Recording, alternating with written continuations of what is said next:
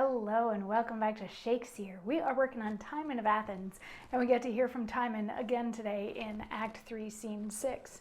So Act 3, Scene 6, we are at Timon's house, and he's having one more dinner for everybody in Athens because none of them lent him any money. And as the people were showing up to this dinner, everybody's sort of schmoozing, and they're like, oh, we must have been wrong about the fact that he had no money, because otherwise how could he throw this lavish dinner for all these people? He must be doing fine. It was a mistake, and I feel a little bit bad that I didn't help him a couple days ago, and like all of this sort of stuff. And they're like, and also, did you hear that Alcibiades was banished? Whoo! And Timon comes in and he does the schmoozing with them, and he invites everybody to sit down. And in yesterday's monologue, he went from, everybody's welcome, all the food's the same all over the place, to cursing them, cursing everyone that was there, almost asking the gods to smite everyone there, saying, don't bless these people, they are worth nothing, they deserve nothing.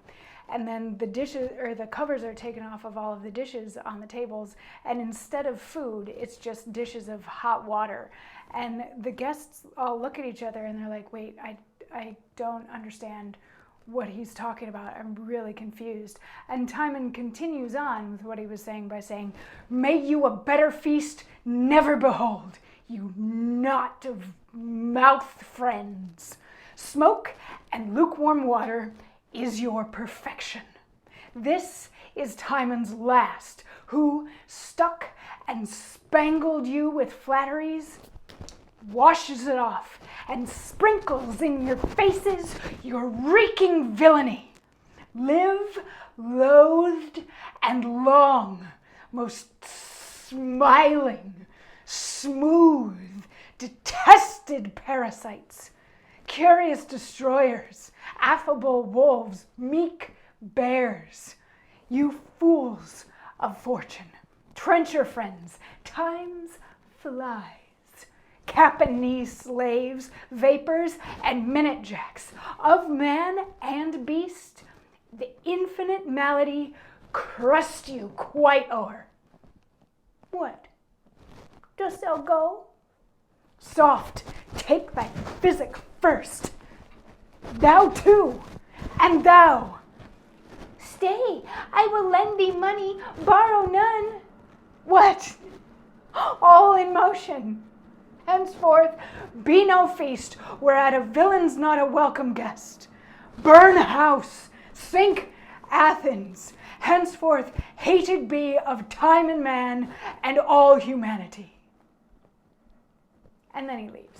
So what's going on here? There's plenty to unpack. First, he starts out by saying that these people, the only thing that they are worth is lukewarm water and smoke. And he's like, I have given you so much, I'm now going to cover you in your own villainy. And he starts flinging the water at them and throwing plates at them and throwing mean names. He keeps calling them mean names, the affable wolves and time's flies and all those sorts of things, and he curses them. And then he gets into like more mocking territory too. He's like, what, you don't want to stick around for this? Well, take your stuff with you. And he starts throwing more things at all of the guests, who start to scatter. And he's like, no, but come back and I'll be nice. But finishes off continuing to curse them and saying that they will always be hated by Timon and all of humanity forever. And then he leaves. And then a few of them sort of come back in because there's a lot of chaos as they're leaving. So I imagine lots of things. And a few of them come back in and they're like, wait, I lost my hat. Where's my gown? I need to get my stuff. And like, what was that all about? And where did that come from? Like yesterday, like 2 days ago, he gave me a jewel. And then today he takes it back. Like, Timon's gone crazy. He used to give us nice things and now he gives us this. So he must be a lunatic. Of course, none of them realizing that he's gone off the deep end because of the way that they treated him and that nobody would come to his aid when he actually needed help. So not to try to sway you one way or the other in how you want to feel about Timon versus how you might want to feel about the other nameless characters in the play.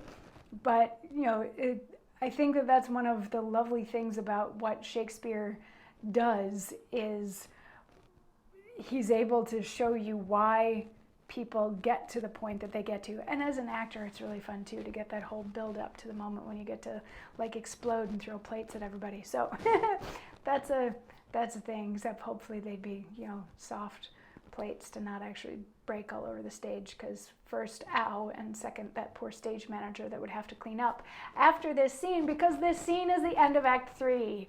It's the end of Act 3, Scene 6, but also the end of Act 3. So come on back tomorrow as we start to dig into Act 4, and we'll find out what happens from here. I'll see you then. Mwah.